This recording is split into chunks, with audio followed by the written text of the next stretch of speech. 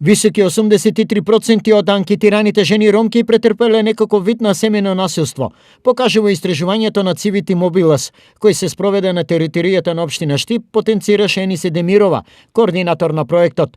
Истражувањето е направено на жени ромки на возраст од 14 до 55 години. Значи присутно е семејното насилство во ромската заедница и токму тоа беше причината зашто ние аплициравме со таков проект за да почнем, бидејќи табу тема е семејното насилство во оваа заедница, се уште жените ромки тоа го чувствуваат како да е тоа нормална појава и дека треба да се трпи, да се трае и едноставно да биде послушничка на мажот и што ќе речет мажот тоа да биде.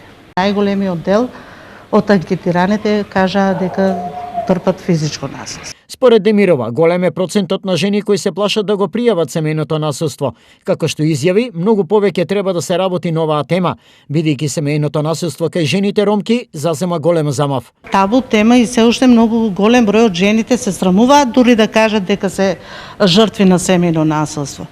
Мислам дека тоа системски треба да се реши, сепак законот треба државата да направи нешто за да повеќе се достигне резултат со тоа што семејното насилство, верувам дека никој нема да може да го намали да го снема како семејно насилство, меѓутоа барем да направиме напори да се намали тоа семејно насилство.